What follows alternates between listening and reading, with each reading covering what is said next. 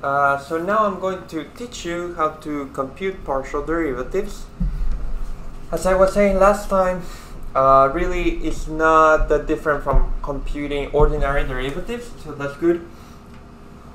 Maybe just some notation.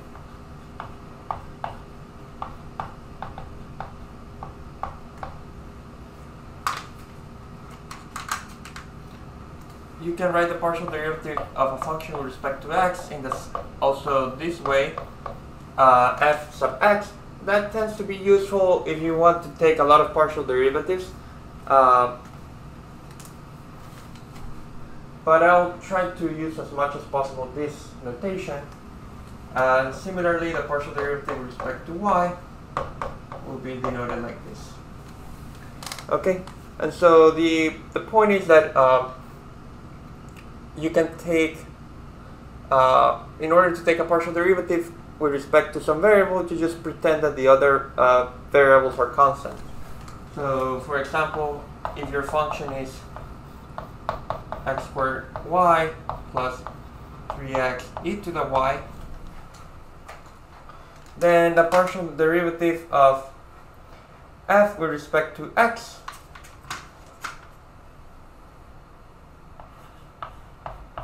means the following. Means that x is a variable and y is constant. So here this means x variable, y constant.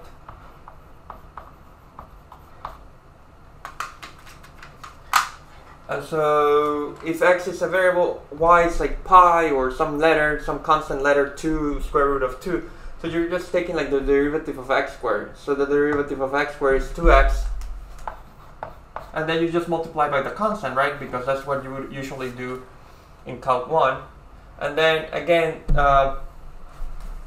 the derivative of this expression, it's like you're just differentiating with respect to x.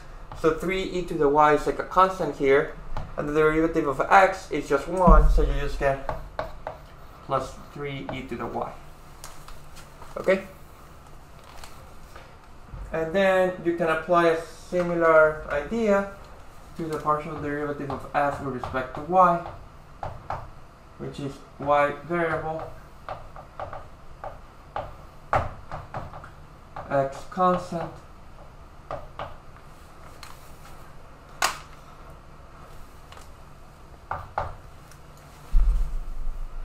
and then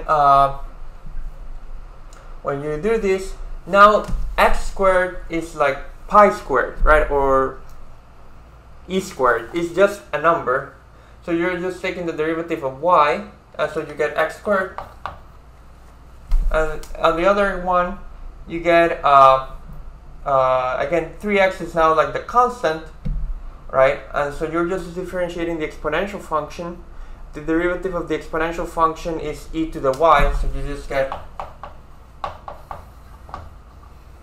Okay, and so those are the two partial derivatives. Okay, now you can think of the partial derivatives as functions in their own right, okay? Just as you would have done for an ordinary derivative of a function.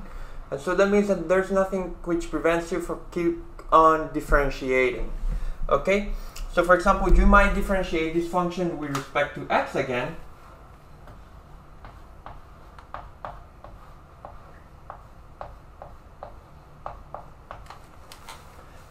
Usually this notation, like, it's okay, but seems a little bit too much. So one way in which it's simplified is by writing it this way, which again is just something which you can write in this format also. And so again, what I'm trying to do is differentiate with respect to x this expression one more time. So I'm trying to do the partial derivative with respect to x of what? Of 2xy plus 3e to the y. And as you can see, that just means treat x as a variable and everything else is a constant, and so you just get 2y, right? Because it's like taking the derivative of x, which is just 1, and this is now like a complete constant, so you just get plus 0. So if you want 2y plus 0. And the same principle applies here. Let me, I guess I have room to write it there. Now that means that on this side, you can take a second partial derivative with respect to y, which is this.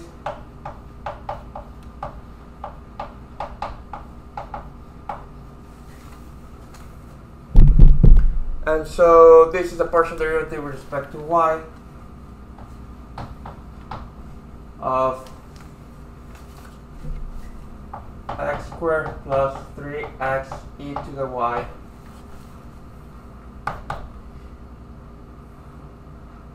and this gives you okay, now this is like a constant because you're differentiating with respect to y, and now the other one is like just differentiating e to the y, which is just e to the y, and 3x is like a constant, so you just get 3x e to the y.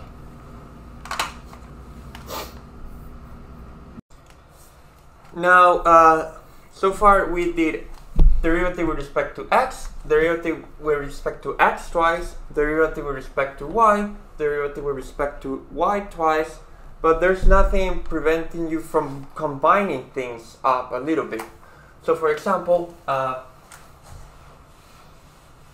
we can start talking about what's known as the mixed partial derivatives. So you could take the derivative with respect to y of the partial derivative of f with respect to x,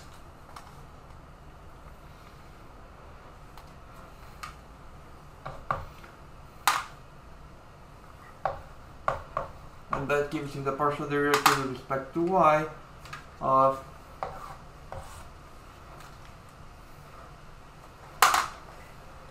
two xy plus 3e to the y, and this is 2x plus, right, so now we're differentiating with respect to y, so this is like a constant, so the derivative of y is just 1, and then this gives you 3 to e to the y. Okay? But so here we did x first and then y, but you could ask, well, what happens if you reverse the operation? So what happens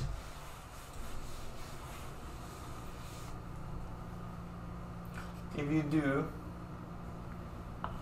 the partial derivative with respect to x of should have it. Oh yeah. Right, so you notice that I changed the order of the operation, and this will be the partial derivative with respect to x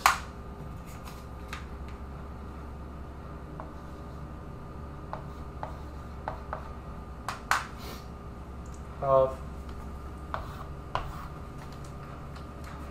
what? X squared plus 3x e to the y.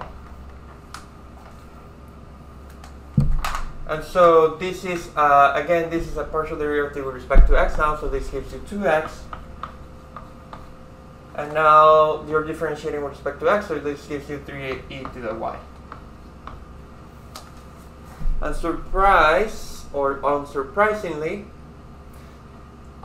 these two happen to agree, right?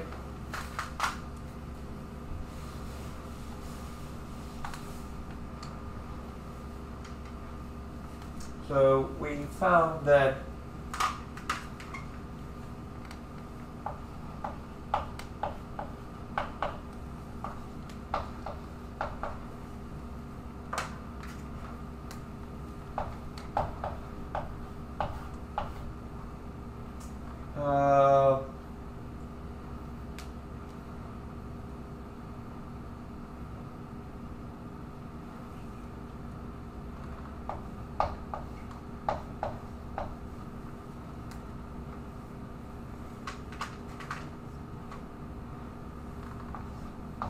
So we found that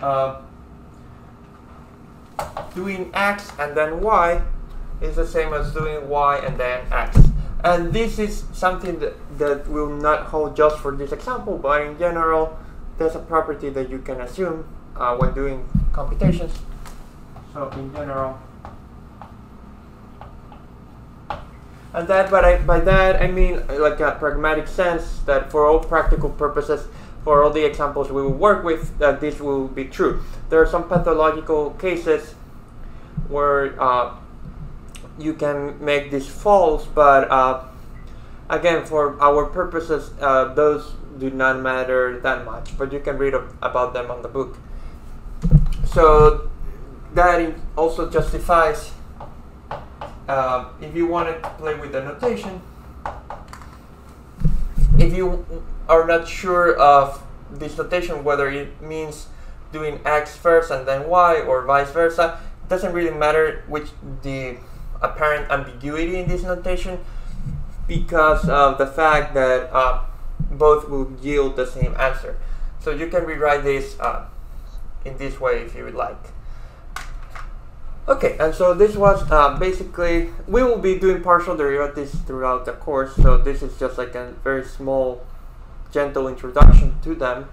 So what I'll explain next time is how do you find the equation for the tangent plane in the same way in which we would find the equation for the tangent line in Calc 1.